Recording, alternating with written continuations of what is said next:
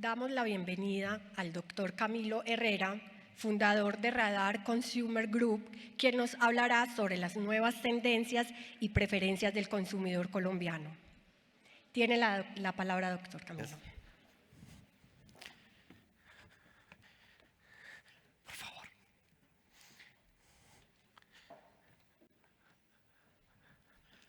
Muy buenos días a todos, ¿cómo están? Una presentación de Bruce, 2 conversatorios y no nos dan tinto, miércoles, espere. Esto requiere un poquito de energía para volver a coger el ánimo.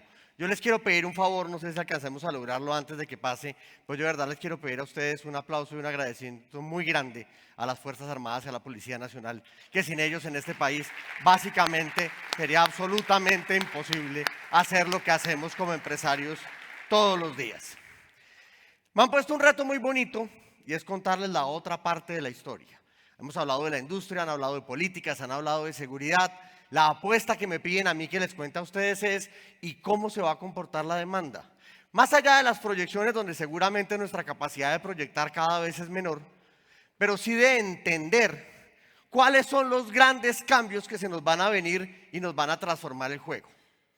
En 1975, este señor, que seguramente todos lo conocen, le decía a su secretaria sistemáticamente, tráigame un black coffee.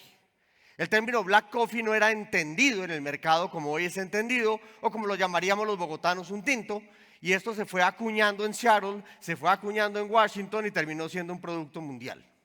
El café siempre será una narrativa para Colombia, el café siempre será una narrativa para mí, que soy una persona que tomo mucho café, y sobre eso les quiero hacer 2 reflexiones. La primera, retomo palabras del gran maestro Borges, que nos pone a pensar en el consumo. Casi siempre la poesía nos salva, pero en este caso evidentemente no es la excepción. Borges nos decía ya hace mucho tiempo, es muy triste el amor que le tenemos a las cosas, porque las cosas no saben que nosotros existimos. Ese es el poder que tenemos como industria. Transformar un grano de café en algo que una persona espera y añora, con la que quiere compartir tiempo con alguien, con la que quiere tener una conversación, de la que sabe de tostiones, de orígenes, de prensas y de cocción sobre el café de manera profunda. Entonces, en 2023 les tengo una pregunta. ¿Cómo les gusta a ustedes el café? Negro, o sea, nos iríamos por allá a F6.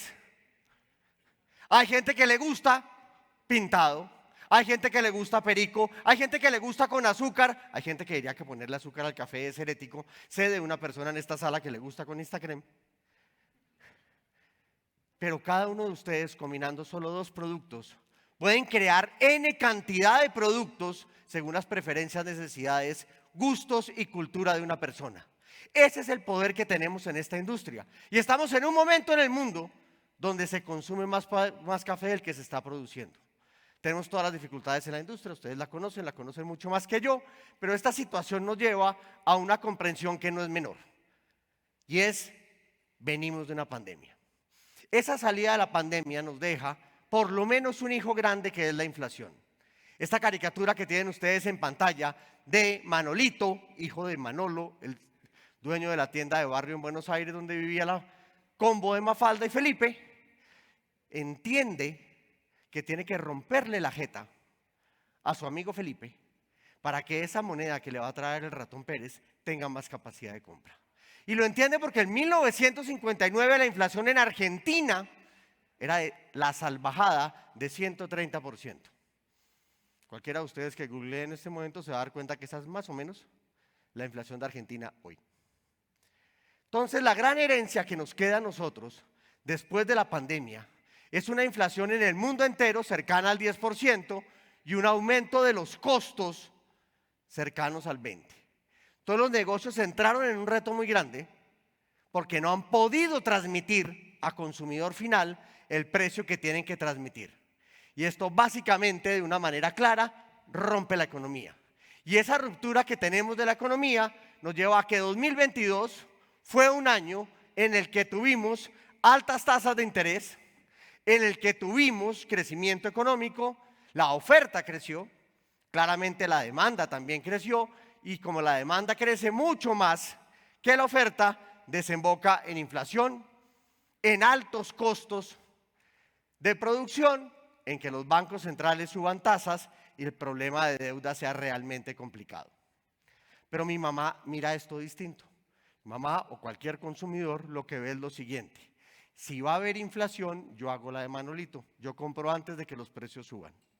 Y cambio todo lo que tengo en la casa de una manera puntual. Al cambiarlo sistemáticamente salgo de mi casa, cambio punto de compra, reduzco mi ingreso disponible, me endeudo y mi mamá logra su sueño rosado, que era salir de la casa. ¿Por qué? Mi mamá cumple 80 años este sábado. Y nosotros como hijos la encerramos a como diera lugar para que no le pasara nada en la pandemia. Pero es que 2022 no comenzó en enero de este año. Comenzó el 17 de noviembre del año 2019 con el primer caso de COVID de Wuhan. Bajo ese conocimiento que ustedes tienen, miren cómo ha cambiado la economía. Hace 4 años, en 2019, el consumidor nos pedía lo de siempre. Yo necesito alta satisfacción con bajo desembolso. Y aparece TikTok y todo el mundo es feliz. 10 segundos de pendejadas, 10 segundos de pendejadas, 10 segundos de pendejadas. Y cuando uno se da cuenta, lleva 15 minutos sentado en el baño. Porque digámonos la verdad, las nuevas cabinas telefónicas son los baños. Y esta realidad que empieza a cambiarnos y a relacionarnos con un mundo digital nos lleva después a una pandemia donde estamos con la familia recordando viejos momentos de consumo. Salimos de la pandemia y lo que nosotros buscamos de la mejor manera posible es un proceso híbrido, pero en 2022 sabemos que la gente lo que quería era salir de la casa, y en 2023 el consumidor lo que nos estaba pidiendo era que le volviéramos a dar nuevas formas de consumo, y digámoslo la verdad, le fallamos. La industria del mundo entero le falló al consumidor porque el problema de la estructura de costos no es menor. Y ese problema de estructura de costos no nos permitió ir más allá, y lo que nos pasó económicamente hablando, que Bruce ya lo avanzó muy bien, es que la economía cae en el 20, se recupera en el 21, crece en el 22 y se ajusta en el 23. ¿Por dónde se ajusta? Por la demanda. Porque mi mamá ya compró todo. Mi mamá compró carro en el 22, compró nevera en el 22, compró ropa en el 22, entonces anticipó gasto, esto anticipó la industria y transforma la ecuación de las economías que conocemos. Pero detrás de esto hay cosas que ustedes saben. Las ventas de las empresas en valor crecieron mucho, pero en términos de volumen no. Claro, está la distorsión del precio. Está la distorsión de ese efecto Manolito atravesado, que nos lleva a la triste realidad que ustedes conocen mucho mejor que yo y sufren todo el día, y es que los costos sufrieron mucho más que los precios. O sea, en idioma español, para resumir este tema macroeconómico, los márgenes de las compañías se han reducido y básicamente estamos destruyendo valor en el mercado. Ese es el resumen de la situación. Pero esa situación no nos deja a nosotros maniatados, porque lo que nos muestra es que ese aumento de precios que se está dando en toda América Latina también tiene que ver con un freno del gasto de los hogares en América Latina, porque los bancos centrales toman la decisión de subir tasas de interés y esto lentamente empieza a frenar el gasto, pero mayormente se ve reflejado en inflación. Entonces los bancos suben tasas, el gasto se frena y solo después de eso se frena la inflación. Hasta acá nos podemos poner de acuerdo fácil. Si lo miramos en datos de América Latina, alimentos y gastos frecuentes crecieron muchísimo durante el bolsillo en el gasto de las personas en pandemia, y la oportunidad de relacionamiento que tuvimos con los consumidores fue única en la historia. Pero esto se voltea completamente, salimos de pandemia y los hogares hoy están perdiendo ingreso disponible. ¿Por qué lo pierden? Porque el costo de los alimentos es muy alto. Si bajamos y aterrizamos a nuestro mercado de manera concreta, nos damos cuenta que ese ajuste que hemos hecho en comidas en el hogar y comidas por fuera del hogar ya se está terminando. Ustedes saben de esto más que yo. Una persona en promedio come un kilo de comida al día. En pandemia nos comimos el kilo completo en la casa. Salimos de pandemia, pues inevitablemente dejamos de comer tanto en la casa, salimos a comer por fuera de casa, en todos los sistemas de oferta de valor que tiene el mercado que nos permite esto. Y hoy la dinámica de comidas por fuera del hogar es mucho más grande que la dinámica de comidas en el hogar. Claro, cuando uno lo mira en índices parece medianamente igual y ahí están los picos normales de gasto de los hogares en Colombia, donde los colombianos gastamos todo en diciembre, nos quedamos sin plata en enero, nos quedamos sin plata en febrero, llega la prima, nos gastamos la plata, llega el segundo semestre, creemos que somos ricos, llega diciembre, nos gastamos la plata y en enero vuelve a no haber plata. Eso ustedes lo conocen. Pero si lo miramos en volúmenes de alimentos, miren cómo el volumen en casa creció y el volumen por fuera de los hogares también creció. Si yo volteo los ejes, ambos están volviendo a su posición natural antes de pandemia. De alguna manera hemos logrado que los volúmenes de producción de lo que la gente consume en su casa y consume por fuera de la casa se esté nivelando. Al punto de que en este momento cerca del 21-22% del gasto en volumen de alimentos lo hacemos por fuera de la casa. Y esto sigue creciendo. Y esta es una tendencia que coge fuerza y nos pone a pensar, tengo que volver a visualizar al consumidor y el reto que la demanda me define porque el cambio es grande. Entonces, claro, el mercado creció. En términos de volumen estamos cerca de un 5% por encima del año pasado. En términos de valor, la inflación ha sido fuerte, ustedes la conocen, y lo que estamos viviendo es un ajuste del gasto en alimentos muy fuerte, causado porque la gente está gastando en otras cosas y obviamente el precio de alimentos distorsiona la situación. Con ese contexto y sabiendo que tenemos unos retos grandes, ¿qué tenemos hoy? Que el gasto por persona en Colombia en alimentos en valor siempre crece, pero en términos reales estamos más o menos por persona igual que en 2019. Es decir, tuvimos un boom de gasto, esto ya se ajustó, pero sistemáticamente cada vez más pesamos en el bolsillo. Y esto nos lleva a una relación directa y distinta con el comprador y con el consumidor, porque todos los días tiene que hacer un esfuerzo adicional, tiene que hacer un esfuerzo más para comprar nuestras canastas. Y ahí es donde empieza a tomar decisiones sobre si lo que está haciendo es lo que le gusta o lo que no le gusta. Entonces, antes de la Segunda Guerra y pasada la Segunda Guerra Mundial, John Maynard Keynes nos deja esta herencia. Keynes nos dice que la función marginal del consumo está en función del ingreso, de los precios de la competencia y de las preferencias. Lo que de repente se equivocaba Keynes es que esto no es consumo, sino es gasto. Y lo más importante, y sobre todo hoy, son las preferencias. Entonces aparece el señor Philip Kotler, uno de los grandes autores del mundo del marketing, y empieza a decirnos una cosa que es fundamental hoy, que tenemos que pensar más que nunca. Lo importante no es saber vender lo que se produce, sino saber producir lo que el mercado necesita. Y ese mercado cambia continuamente. Y la industria de alimentos, en muchas de sus categorías, tal vez no en todas, está atrapada en un loop histórico. Yo siempre produzco arroz, siempre produzco papa, siempre produzco los mismos productos y el consumidor empieza a cambiar. Pero uno no entiende bien qué tiene de fondo este discurso de Kotler en el alma. Y uno lo escucha con un alma de no marquetero, sino de economista. Y la verdad es que sí, Kotler básicamente es doctor en economía. No solo es doctor en economía, es doctor en economía de Chicago, lo cual lo pone obviamente en una posición totalmente distinta. Marketing durante muchos años se dejó acercar al mundo de la teoría monetaria. Esto no es malo ni es bueno, pero cuando uno lo mira desde la verdad, la economía y el marketing viven juntos, la producción y las ventas viven juntos, el producto y la marca viven juntos y esto es una relación de largo plazo. Y en esa relación es donde yo les quiero compartir hoy ideas. La primera idea que les quiero compartir, nosotros como hogares, según la historia, consumimos el 65% del Producto Interno Bruto. Eso es falso. Toda la economía la consumimos. Lo que tenemos es un problema de lenguaje causado por el señor Keynes, que lo que de verdad pasa es que el 65% del gasto de la economía lo hacen los hogares. Esto parece tonto, pero se los voy a voltear. El 5% de su vida ustedes hacen compras y el 100% de su vida ustedes consumen. Vivir en el consumo es mucho más difícil que vivir en el punto de venta. Vender tiene que ver con empaque, vender tiene que ver con atractividad, vender tiene que ver con precio, con punto de venta, con vendedor, con iluminación, con un vínculo claro hacia la persona que hace la transacción. El consumo es otro mundo.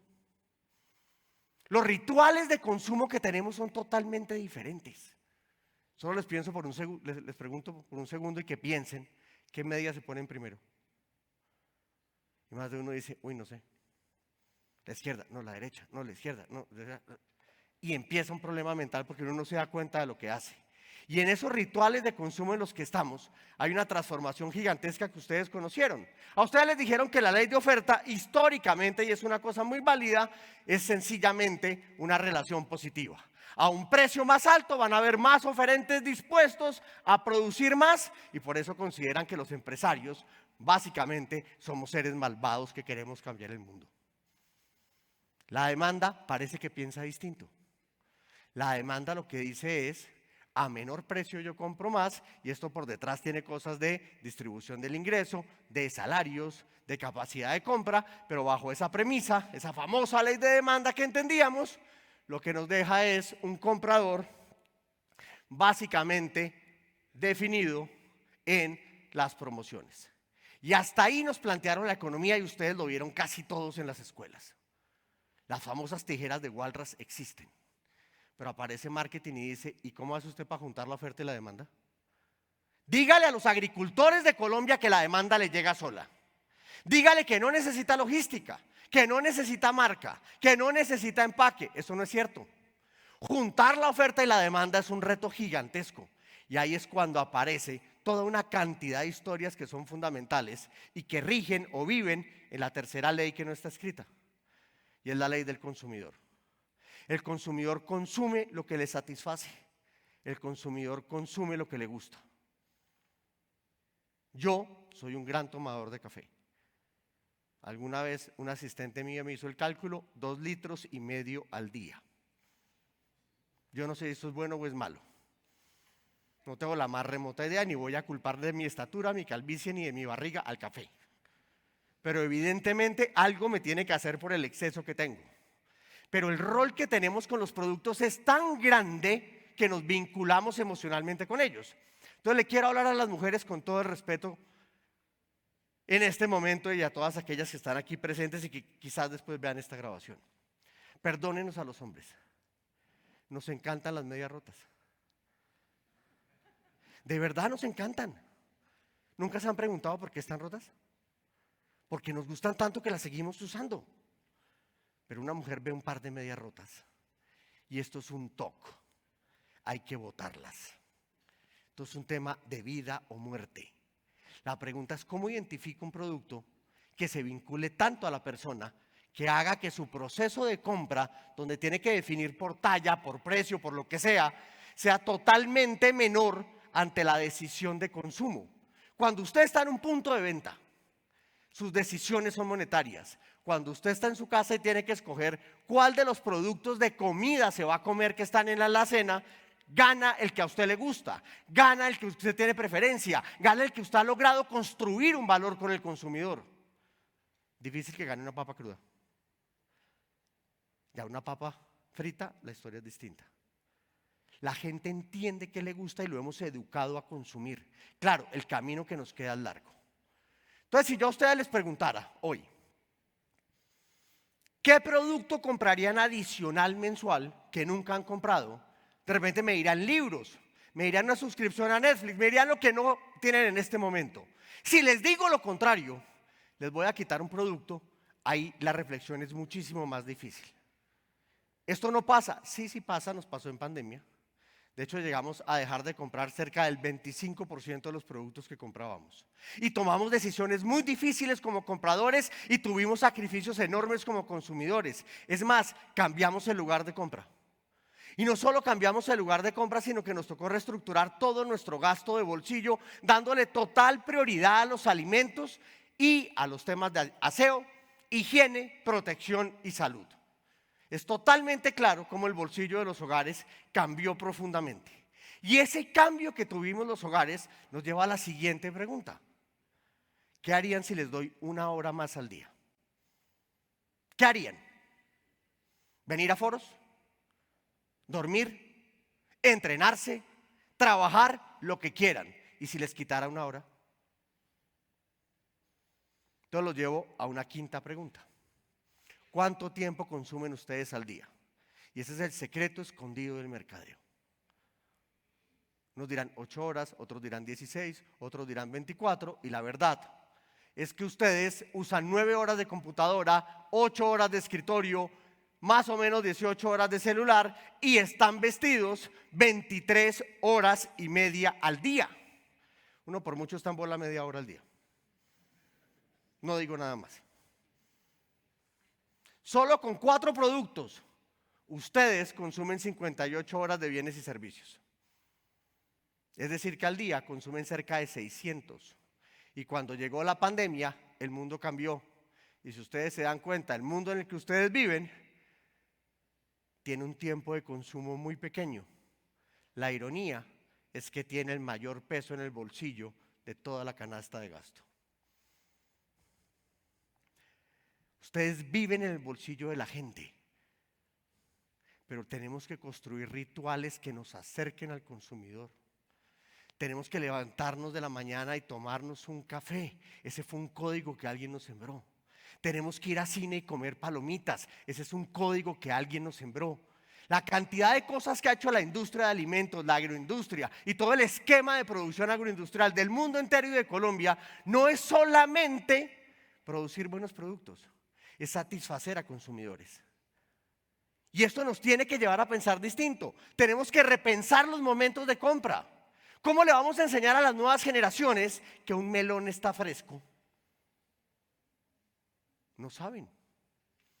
¿Cómo le vamos a enseñar a las nuevas generaciones que ese pescado es el correcto que usted necesita? No los estamos educando.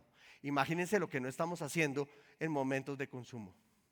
E imagínense la oportunidad que tienen como sectores completos, como nos decían ahorita del aguacate Hass, de cambiar el mapa y entrar al desayuno, al almuerzo, a la comida e inclusive a los intermedios de alimentación. Alimentos siempre ha estado ahí, es una industria que no es negociable. Pero tenemos que recordar que cuando estuvimos en pandemia, los cambiaron los momentos de consumo y eso forzó el cambio en el momento de compras. Si ustedes crean un vínculo con su consumidor en la industria en la que estamos, pueden cambiar todo el proceso. Entonces esa historia nos lleva a que si nos miramos hoy, no hemos cumplido. ¿Qué le hemos dado al consumidor hoy nuevo? Nada. No hemos evolucionado. La industria de leche pasó de leche fresca a UHT en los últimos 30, 40 años de una manera impresionante, una revolución gigantesca. En café tomábamos lo que mal llamamos tinto y hoy la gente sabe de tostiones, de orígenes y de prensas. Hay categorías que han avanzado de manera fundamental, pero no podemos confundir la voz del comprador con la voz del consumidor. Son cosas totalmente distintas. El comprador siempre le va a pedir precio. El comprador siempre le va a pedir más por menos. El consumidor siempre le va a pedir que usted lo haga feliz, que usted lo nutra, que usted lo vincule con su familia, que le permita tener una relación con alguien más, porque cualquier elemento de nuestra cadena al final es la excusa para estar con otra persona. Más allá de la comida que conocemos y que obviamente nos enriquece. Entonces yo puedo pensar dentro de nuestra industria que tengo compradores y tengo consumidores, que puedo estar fuera de casa o puedo estar en casa, inclusive una tercera dimensión donde la gente tiene el producto final ya totalmente terminado o que la gente puede modificar el producto según su gusto, como veíamos con el café. Y miren cómo la industria de ustedes tiene opciones para todos los segmentos, dándole al consumidor total libertad de relacionarse con lo que ustedes hacen. En ustedes yace la historia de la producción de la humanidad. En ustedes yace la historia del desarrollo del mundo. Hay productos como los dulces que son de altísima indulgencia para las personas que de alguna manera han permitido no solo hacer el consumo dentro y fuera de casa, pero ya están terminados. Pero esos dulces, si usted los cambia, la gente empieza a modificarlos. Porque una cosa que ustedes saben y sus equipos de trabajo saben es que el consumidor transforma el producto que usted le da. La gente usa el periódico para madurar papayas, eso ustedes lo saben. Pero ustedes de repente no se acuerdan que la gente usa el arroz para meterlo en bolsas, perforar las bolsas y meterlos en las maletas para que las ropas no les salgan hongos. ¿Qué hace la gente con su producto? Es una pregunta gigantesca que nos tenemos que hacer todo el día. Y en un momento en Colombia, donde los canales se están modificando tanto, donde los hogares vuelven al canal tradicional de una manera fuerte por comprabilidad y búsqueda de ñapa y rebaja, dos religiones maravillosas de este país, ante una transformación gigantesca del canal moderno donde los hard discount de manera clara están cambiando el juego, ante un cambio en el lugar de compra, la gente ya no va tanto a zonas de compra en los últimos tiempos, como San Andresito, El Hueco, San Victorino, y un freno en el tema de Internet de manera importante, nos pone a pensar que han habido grandes evoluciones en los canales de compra y en el shopper, pero no en el consumidor. Entonces esta gráfica ustedes la ven y dicen, oiga, qué interesante, perdón, se las pongo en la magnitud correcta.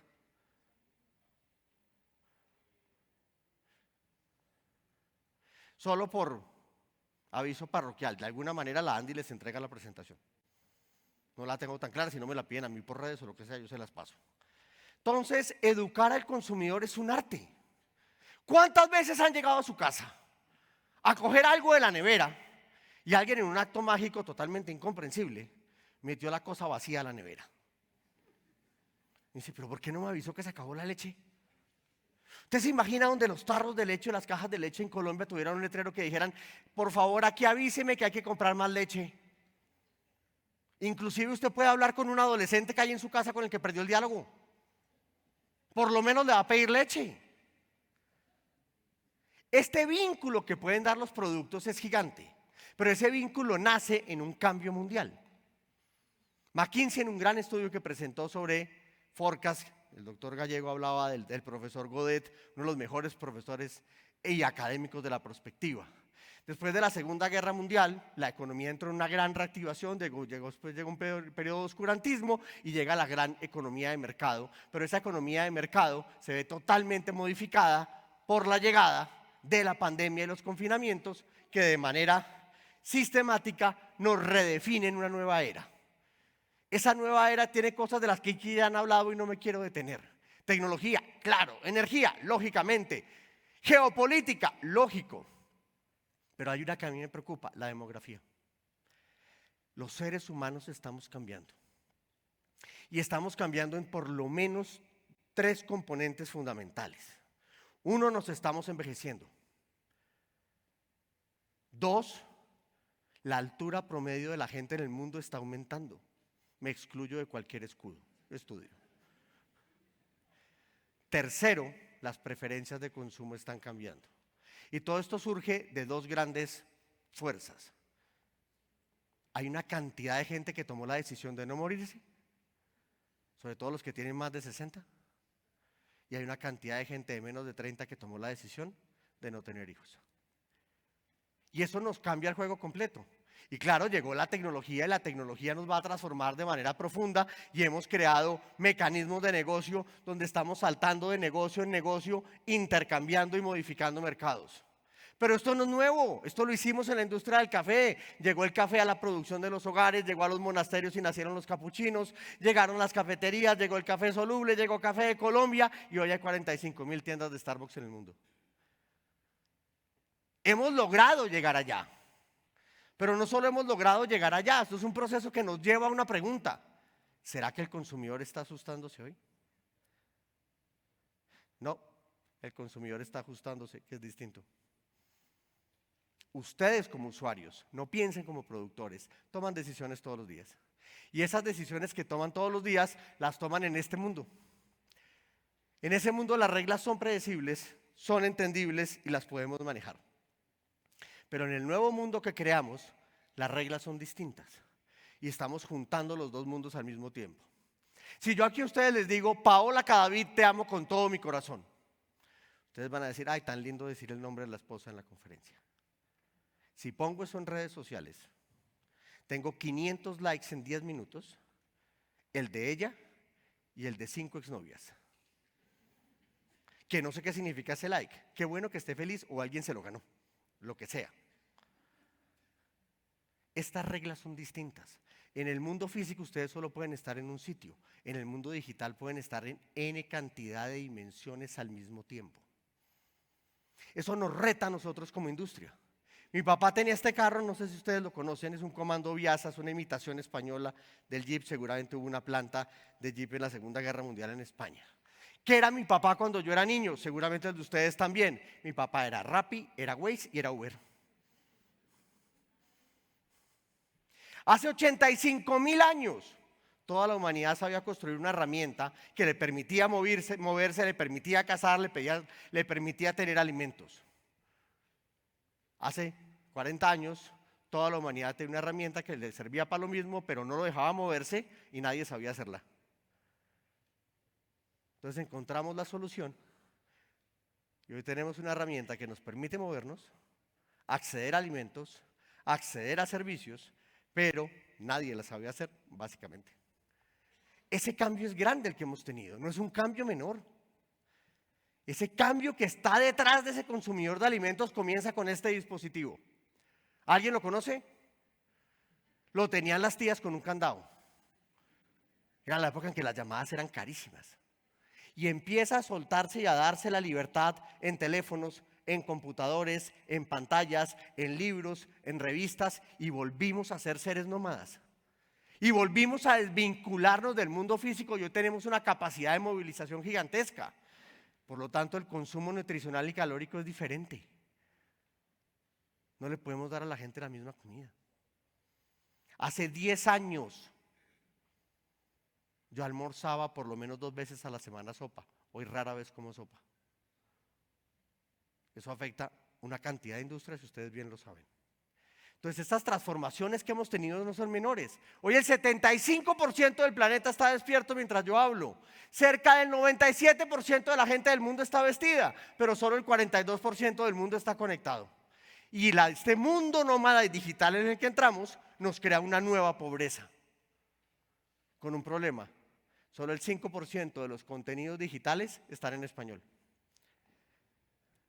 Entonces hay un nuevo analfabetismo que se nos atraviesa, hay una nueva pobreza que se nos atraviesa y empieza el problema de las percepciones y de los cambios del consumidor. En los últimos años el consumidor colombiano ha pasado por momentos gigantescos donde lo primero que hizo, como ya les comenté, fue envejecerse. Pero envejecerse implica 2 cosas. Hace 20 años, nuestra edad promedio era como de 24, 25 años, hoy es como de 33. Y segundo, las familias antes eran 2 papás, 2 hijos. Ahora las familias son 2 personas, un gato y un anturio. Lo cual causa varias oportunidades. Uno tiene que venderle comida al animal, lo cual está bien. Ya no le vende comidas a niños, eso es un reto gigante que tenemos que hacer y que la industria se está moviendo. Y tercero, ¿qué le doy de comer al anturio? Es más, no solo que le doy de comer al anturio, la gente va a empezar a entender de agricultura. Va a empezar a entender de abono. Va a empezar a entender de una cantidad de cosas y seguramente nos va a llevar a un plano distinto. La vivienda ya no es un sitio para vivir. La vivienda es un sitio para vivir, para arrendar, para Airbnb, para inversión, para que sea colegio, para que sea oficina. Los bancos ya no son un sitio para pagar el colegio y las deudas, sino sirven para todo. Toda la transformación tecnológica del aparato y la infraestructura que creó mayormente el sector privado ha permitido que la industria que hoy tenemos haya cambiado de manera profunda. Ese cambio de la industria es nuestra gran plataforma de oportunidad, pero también hay unos retos detrás de esto. Al comprador, la persona que compra, le dijimos que le íbamos a dar un universo omnicanal. Usted puede estar en un punto de venta, estar en el otro, estar en internet, estar en su celular, y nos metimos en un lío porque se convirtió en un ser omnipresente. Y cumplir esa promesa es cada vez más difícil. Estoy seguro que ustedes han entrado a un banco con algún problema con un banco, que todos tenemos algún tipo de dificultad, chatean con el chat del banco, le cuentan su problema y le dicen, no, comuníquese con la línea de atención. Se comunica uno con la línea de atención. Buenas, tengo un problema. ¿Cuál? Pues se lo estaba contando en el chat. No, vuelva y empiece. Ok. Pues no sabe qué, tiene que venir a radicar una carta. Entonces uno dice, no entiendo de qué omnicanalidad me hablan. El problema de hacer una promesa es que hay que cumplirla. Entonces, bajo esta lógica, tenemos un reto maravilloso en Colombia, y es que los canales cambian y aparece un nuevo jugador en la transformación de los canales y lugares de compra, que es un medio de pago. Y ese medio de pago nos acerca mucho más al comprador al punto de que yo hoy puedo, desde mi celular, que ustedes tienen un aparato parecido a este, chatear con mi tendero Alvarito, pedirle una empanada de pollo, que me la mande a mi casa y pagarle por WhatsApp. Ese es el e-commerce a la colombiana. Amazon no va a entender esto jamás. Yo he tenido la fortuna de dictar clases en varias universidades del mundo. Hay una clase que no se me olvida nunca, tal vez ya se las he contado. Entro a una sesión en Wharton a explicar los canales de compra de América Latina. Ustedes saben qué es explicar en inglés a estudiantes de 80 nacionalidades del mundo qué es una miscelánea. Me va a tocar hacer con esto. ¿Cómo así que por WhatsApp usted compra? ¿Pero qué es WhatsApp? No, una cosa que usan en Latinoamérica. Ah, ok, listo. O sea, aquí hay unas cosas que nos van a cambiar. Entonces, ¿cuál es el gran eje que ustedes conocen? Pasamos de que todo era bueno, bonito y barato a que hoy todo tiene que ser barato, cerquita y rápido. Pero esto vuelve a ser un tema de comprador. Seguimos en la ecuación de la persona de transacción y no nos damos cuenta de la trampa en la que nos metimos. Porque la gente hoy cada día más lo que nos está pidiendo es: no me mande a la tienda, llégueme a la casa. Pasamos de modelos de go to market a go to consumer. Entonces les quiero hacer una pregunta que puede ser impertinente con todos ustedes. Por favor, levante la mano los que tienen algún tipo de servicio de streaming contratado de video para su casa. Netflix, HBO, Amazon, lo que sea. Muchísimas gracias, todos, perfecto. ¿Hace cuánto lo compraron? Pandemia. Lo pagan todos los meses, no se dan cuenta que lo pagan y medio lo usan. No quiero hablar de ningún streaming mal. Supongamos que hay un streaming que se llama Camilo. Ustedes se meten al streaming Camilo, entonces se demoran media hora escogiendo qué ver y cuando lo ponen se quedan dormidos. ¿Estamos de acuerdo? Esa es la realidad del juego. Pero detrás de esa realidad, ¿qué hay? Hay una realidad mucho más fuerte, y es que ese comprador ahora quiere ser suscriptor porque lo que quiere ser es consumidor y no comprador, pero se nos volvió nómada. Y toda la industria de alimentos tiene que cambiar. La comida tiene que ser on the go. Necesita componentes nutricionales que permitan que eso ocurra. Tenemos que tener en puntos de venta donde las cosas sean totalmente distintas. Lo que entendíamos de la estaticidad del comprador y del consumidor desaparece. Volvemos a hace 85.000 años. No con nomadismos gigantescos de que vayamos a pasar de África a Europa y cosas de estas, sino que estamos en constante movimiento como cazadores que somos. Entonces, ¿qué futuro se nos dibuja ante todo lo que estamos hablando? Un futuro que es medianamente importante. Les pido disculpas por lo que voy a hacer de antemano, sobre todo a las mujeres. Según la película Sardos, que yo creo que fui el único que la vi, en 1974, es decir, hace más o menos 50 años, así deberíamos vestirnos los hombres hoy. Yo sé que uno no debería hacer esto a Sean Connery en público, pero miren lo malo que somos para ver el futuro. Pero malos. No le pegamos a una. Como economistas, seguramente menos. El Fondo Monetario proyecta sistemáticamente cosas y cada rato se equivoca. Entonces, ustedes que son de la agroindustria, les doy un consejo medianamente sensato. No le crean a las proyecciones de los economistas. Yo soy economista, no nos crean. Con todo el cariño y respeto que le tengo a la institución, hoy es mucho más eficiente para predecir el IDEAM que cualquier economista. Y el IDEAM ha hecho cosas maravillosas en los últimos años. Estoy diciendo nada en contra del IDEAM en mi afirmación. Entonces el mundo está en una transformación. Esa transformación en la que está el mundo está en un momento de giro. Primero fue la gran producción la que movió la economía, la demanda salvó la pandemia, pero ahora el mercadeo es el que tiene que moverse porque nos toca entender al consumidor. Si no lo entendemos, no va a comprar más. Si no lo entendemos, no nos va a exigir. Entonces, si miramos en el corto plazo, lo que voy a presentar es hecho por un economista, son proyecciones económicas. Moraleja, está mal. Ténganlo como referencia. Si el gasto de los hogares este año cae y el próximo año crece un poco, lo que vemos es que hay una cantidad de canastas de gasto que van a ser muy importantes en Colombia. Ojo el reto, alimentos para el hogar no va a ser uno de los grandes motores de crecimiento. Comidas por fuera del hogar, sí. ¿Qué nos pasó? Lo que yo les conté. En pandemia ustedes se quedaron comiendo en la casa porque los encerraron y tan pronto los soltaron, se fueron a comer por fuera.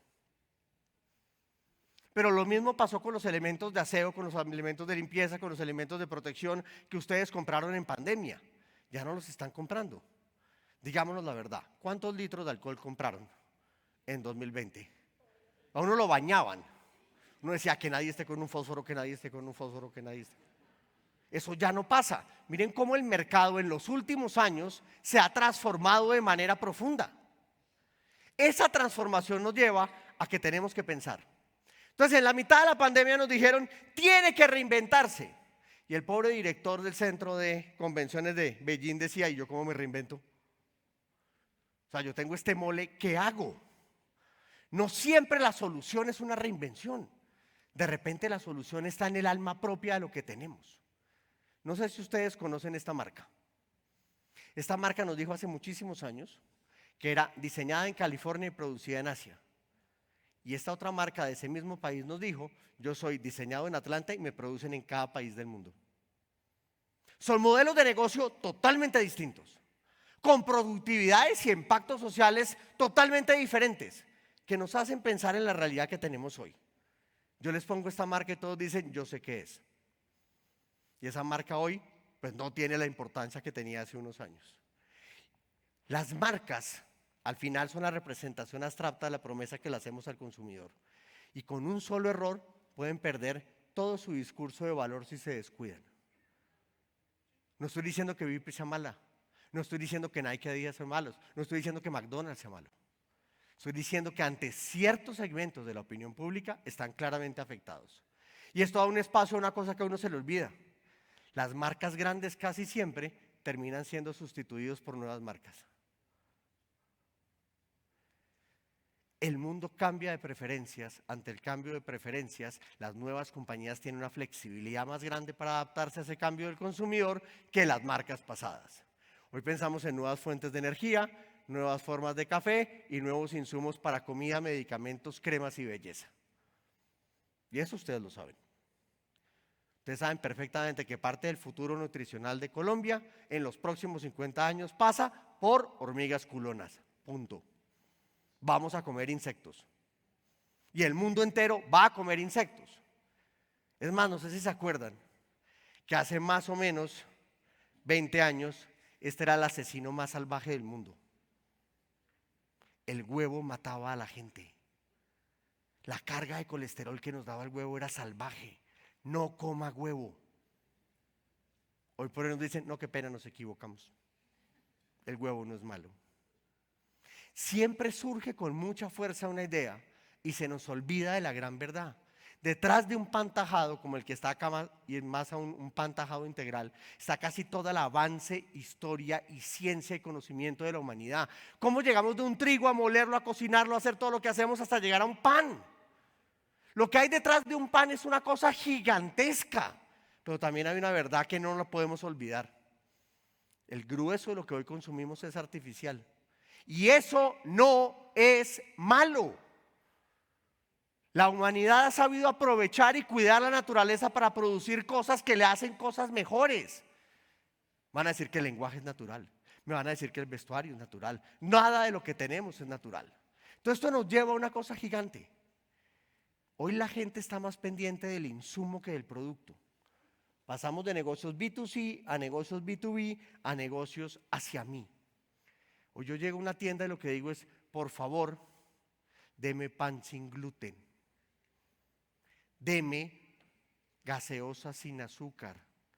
Deme tal producto sin sodio. La gente está aprendiendo de insumos. La oportunidad es única. Lo que está ocurriendo con etiquetado es la oportunidad más grande que tenemos en la historia. La gente está mirando qué tenemos. Es el momento de decirles, lo hacemos bien, lo hacemos de manera correcta, consuma bien. Estamos a semanas de la entrada de un impuesto que le va a pegar a la inflación en Colombia hasta un punto completo porque no vamos a poder controlar esa situación. Y lo que va a pasar es que el gasto va a seguir cayendo. No por el impuesto, sino por la tendencia. Entonces el gobierno con un impuesto con el que quería, comillas, regular ciertos consumos equivocados, va a causar más inflación y no se va a poder dar cuenta si la medida le sirvió de algo. El error fue brutal y no ha entendido la inteligencia de congelarlo a tiempo. Lo que está aprendiendo hoy el consumidor nos lleva a otro punto. Como consumidores, como nosotros, empresas, nuestra función era reducir necesidades y lo hemos hecho bien, pero la mayoría de la gente ya tiene satisfechas las necesidades y llegamos a un segundo nivel que es un reto gigantesco, que es satisfacer frustraciones. Esto no es fácil, pero nos pone en un nivel en el que nos exige cada vez más con un consumidor que está educado, que conoce de insumos y conoce de todo. Yo me levanto todos los días y me tomo un café. De niño, mi abuelo, general de la República, tenía una finca cafetera y su mayor pasión era llevarme a mí y a sus nietos a estar en la finca con él. Recogíamos café, soqueábamos plantas, recogíamos naranjas porque el café era de Sombrío, recogíamos bananos, sembrábamos café, hacíamos el beneficio. Yo hoy vine a entender que básicamente eso es trabajo infantil, pero lo entendí después. Yo lo veía como un acto bello de mi abuelo. Y en la finca donde estábamos, pues no había ni agua ni nada para comer, y como era Sombrío, mis onces eran estas. Yo hoy aún tomo Coca-Cola con banano a mediodía. No pasa nada, tranquilos. Cuando era niño no había Nutella. Había una cosa que se llamaba crema Cobo, ¿se acuerdan de ella? Cobo, chocolate esparcible de hace 45 años en Colombia. Pero eso era muy caro para mí. Entonces yo cogía una tajada con mantequilla y Milo y listo. Todos son rituales de consumo que yo he creado para mí. Imagínense lo que ustedes pueden hacer con sus consumidores, enseñándoles cómo consumir su producto. Porque ahí está el misterio. El mundo digital nos transformó, claro, y el mundo del café no nos va a dejar atrás. Ahora vienen cafés que son funcionales. Los próximos cafés van a tener magnesio, potasio, manganesio. Si nos descuidamos va a tener Viagra. Van a ser cosas que van a ser útiles. Y todo viene de esta lógica. Isaac Asimov, a mediados del siglo pasado, nos dijo: tenemos que tener cuidado que los robots no se tomen el mundo. Entonces metámosle una moral a los robots. Un robot no puede hacer daño a un ser humano o por inacción permitir que un ser humano sufra daño. Un robot no puede pegar ni permitir que un ser humano sufra daño. Segundo, un robot debe obedecer toda regla, ley y mandato que se le dé, a menos de que esté en conflicto con la ley anterior. Un robot debe cuidar su existencia a como dé lugar, a menos de que esté en conflicto en las leyes anteriores. No puedo matar a un ser humano, no puedo permitir que me digan que mate a un ser humano. Si un ser humano me dice que me destruya, me debo destruir. ¿Lo entendieron? ¿Conocen su industria? Vuélvanlo a leer.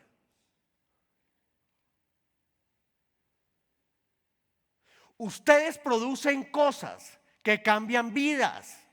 Ustedes producen cosas que dan alegrías. Ustedes producen cosas que son las que transforman el mundo. Cada producto de los que ustedes hacen entra al cuerpo de 55 millones de colombianos. Qué responsabilidad tan berraca la que ustedes tienen. Y en ese entendimiento de responsabilidad nos quedan 3 armas de guerra. Enseñar al consumidor cuánto debe comer, a qué velocidad lo debe hacer y cada cuánto. Y con esto educamos consumidores. Si los colombianos se toman todos los días al almuerzo una cerveza, no pasa nada. Es más, eso es diurético, le sirve por el gluten, tiene proteína, eso es una maravilla. Pero el colombiano se zampa medio petaco el viernes a las 5 de la tarde en media hora. La forma de educar consumidores no es difícil. Es decirle, si usted quiere comer azúcares, coma por la mañana, porque el ciclo de su organismo lo necesita ahí, no por la tarde.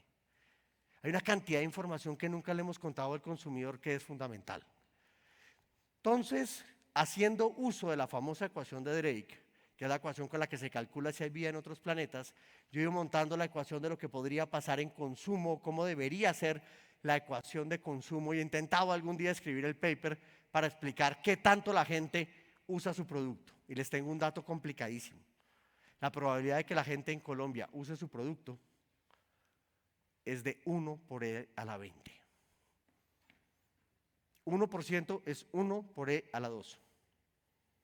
Esta probabilidad es nula, más aún si la persona es mayor y cada vez se exige más. Tenemos que ser cada vez más duros en lo que hacemos, comunicar más y educar al consumidor, porque hoy el consumidor nos pide nuevos insumos, nuevos formatos, rituales de consumo, que le lleguemos a la casa y que le mejoremos la vida. Por eso, en este momento, en un evento tan importante como este, que es el 4º año de encuentro de la industria, la voz del consumidor tenía que estar presente. Y yo me atrevo a decir y agradezco a Camilo y a Bruce por ponerme acá, que todos en la cabeza en este momento tienen lo mismo, que la voz del consumidor de todos ustedes en este instante es la misma. Deme un café, por favor. Muchísimas gracias.